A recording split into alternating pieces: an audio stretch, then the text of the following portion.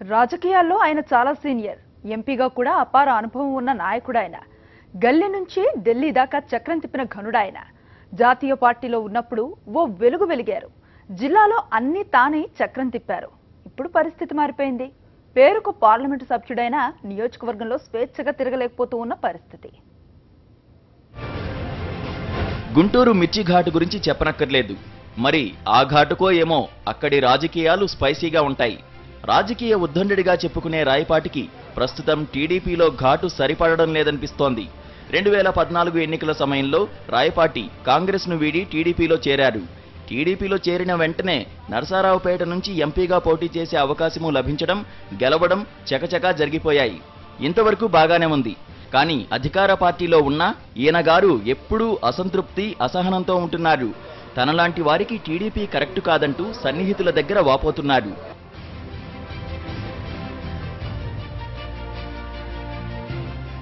రాయపాటి వారు ఈ మధ్య పని మీద ఫైళ్లు చంకన పెట్టుకుని తిరుగుతుంటే ఏ ఒక్క అధికారి కూడా ఆయన్ను పట్టించుకోవడం లేదట. కనీసం మాట్లాడే అవకాశం కూడా ఇవ్వడం లేదట.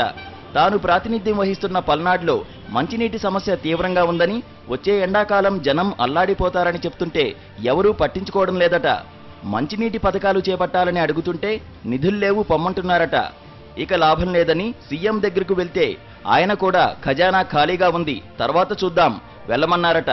ఇది రాయపాటి వారికి సహజంగానే కోపం తెప్పించింది. మరోవైపు గుంటూరు నియోజకవర్గంలో వేలు పెడితే ఒప్పుకోనని రాయపాటికి కొత్తగా ఎన్నికైన ఎంపీ గల్లా జయదేవ్ గట్టి వార్నింగ్ ఇచ్చారని మాటలు వినిపిస్తున్నాయి. నా రాజకీయ అనుభవం అంత లేదు నీ వయస్సు అంటూ రాయపాటి కాస్త గట్టిగానే మాట్లాడినా గల్లా ససేమిరా అంటూ చంద్రబాబు దగ్గర పంచాయతీ పెట్టారట. చంద్రబాబు దగ్గర రాయపాటి కంటే గల్లాకే ఎక్కువ ప్రయారిటీ లభించినట్టు సమాచారం.